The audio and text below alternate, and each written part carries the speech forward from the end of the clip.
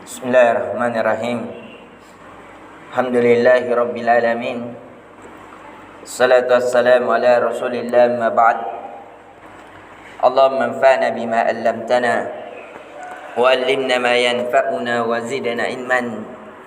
Assalamualaikum warahmatullahi wabarakatuh. Alhamdulillah, kita kembali mengkaji dari kisah-kisah para nabi atau kisah-kisah yang memberikan keimanan kepada kita, yang memupuk keimanan yang telah tertanam di dalam dada. Dari pertemuan sebelumnya, alhamdulillah, kita telah mengkisahkan Nabi Nuh alaihi salam, bahwasanya awal munculnya kesyirikan itu munculnya dari masa Nabi Nuh alaihi salam. Ketika telah muncul kesyirikan, peribadatan kepada selain Allah Azza wa Jal, maka Allah mengirim Rasul sebagai pemberian peringatan, karena Allah tidak menginginkan langsung turun suatu musibah, langsung suatu bencana, kecuali setelah datang dalil-dalil, bukti-bukti yang nyata yang diingkari oleh manusia. Dan alhamdulillah, setelah Allah menyelamatkan kapal Nabi Nuh alaihi salam, jadi di masa tersebut tidak ada lagi manusia yang tinggal di muka bumi, karena yang selamat hanyalah yang diselamatkan oleh Allah Azza wa Jal, yang berada di kapal Nabi Nuh alaihi salam. Humul bakin, tinggal mereka yang tersisa.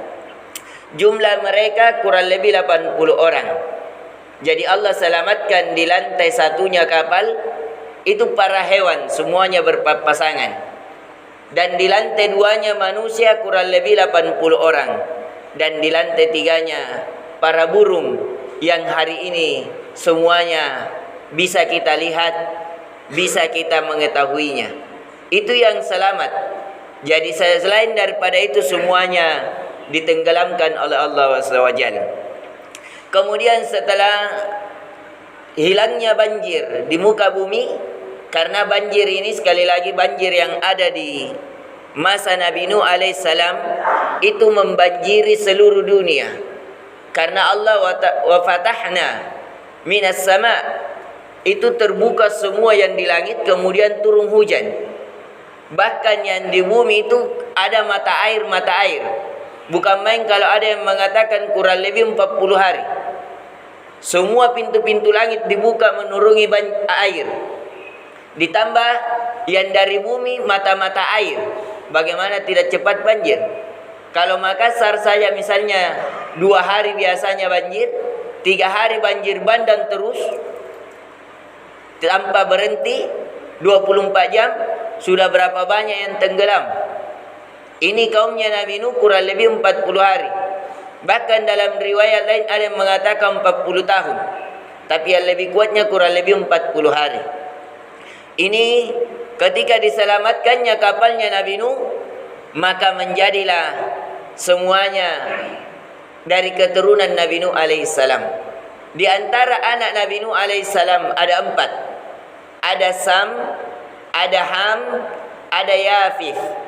Yang tertinggal, yang satunya adalah Yam, yang itulah yang ditenggelamkan ketika Nabi Nuh memanggil anaknya, wahai anakku, naiklah di kapal. Tapi dia mengatakan, tidak wahai ayah, saya cukup ke gunung yang paling tinggi, saya akan selamat.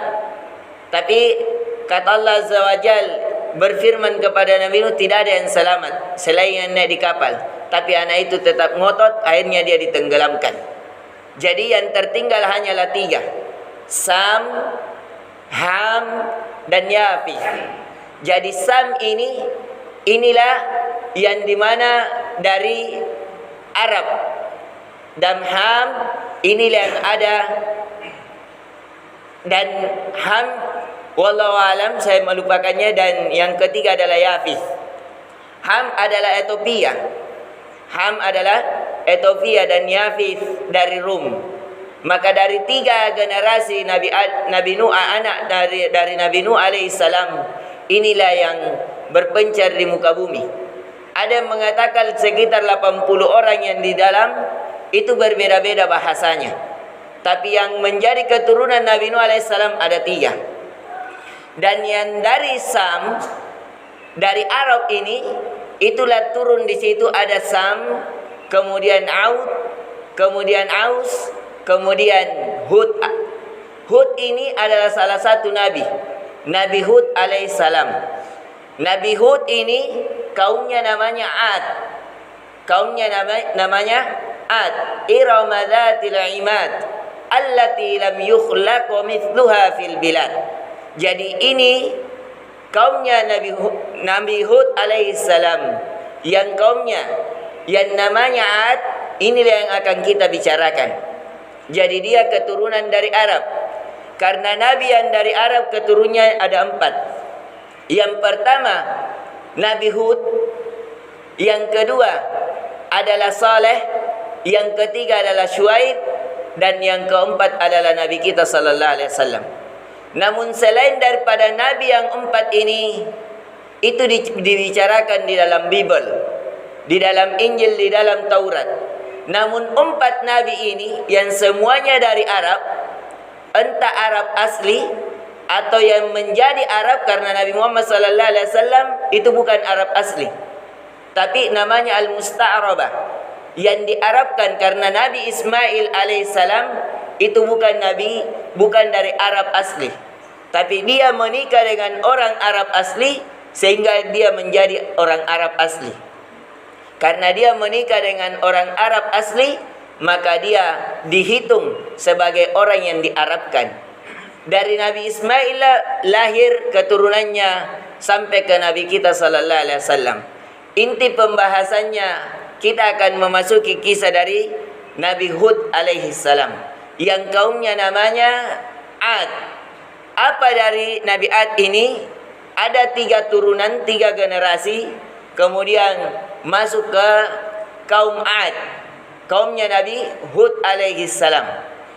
Jadi sekali lagi, satu kaum ke kaum yang lain itu bisa ratusan tahun, bahkan ribuan tahun. Kalau kita diperumpamakan dari Nabi Nuh alaihissalam misalnya, umurnya semasa dengan Nabi Nuh alaihissalam, maka kurang lebih 3000 tahun. Baru muncul lagi hal-hal yang menyimpang. Namun karena sekali lagi yang kita akan jelaskan di pertemuan kali ini adalah tentang Nabi Hud alaihissalam, kaumnya namanya kaum Ad.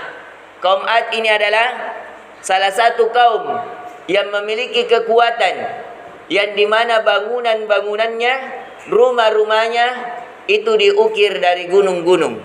Tapi akan kita jelaskan apa penyimpangannya dan mengapa ia diazab, bagaimana azabnya insyaallah taala di pertemuan yang akan datang.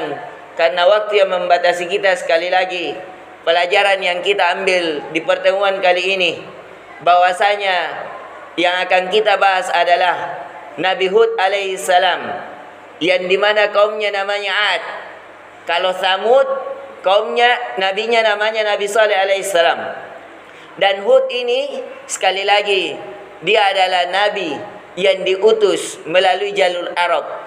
Dan sekali lagi pelajaran yang paling penting untuk kita ambil pelajaran di dalam pelajaran subuh kali ini adalah di dalam Bible, di dalam Injil itu tidak disebutkan kisah-kisah 4 nabi ini. Mengapa? Karena dia dari Arab, sehingga mata rantai Nabi Muhammad sallallahu alaihi wasallam, nasab Nabi Muhammad sallallahu alaihi wasallam itu terputus. Karena di dalam Injil mereka berupaya bagaimana menjadikan Nabi Muhammad sallallahu alaihi wasallam tidak ada mata rantai nasabnya dari Arab, sehingga lahirlah keturunan Nabi Muhammad sallallahu alaihi wasallam. Karena nanti dari keturunan Hud, keturunan Saleh, keturunan Syuaib masuk ke Yusuf dan selainnya berantai sampai ke Ismail berantai kepada Nabi Muhammad sallallahu alaihi wasallam. Namun tidak dibicarakan dalam Injil agar terputus nasab Nabi Muhammad sallallahu alaihi wasallam, agar mereka tidak mengimani Nabi sallallahu alaihi wasallam. Itu yang paling penting. Bagaimana kisah kaumnya bagaimana asapnya, insyaallah taala di pertemuan selanjutnya. Subhanakallahumma bihamdik, asyhadu an la ilaha illa anta, astaghfiruka wa atubu ilaik. Assalamualaikum warahmatullahi wabarakatuh.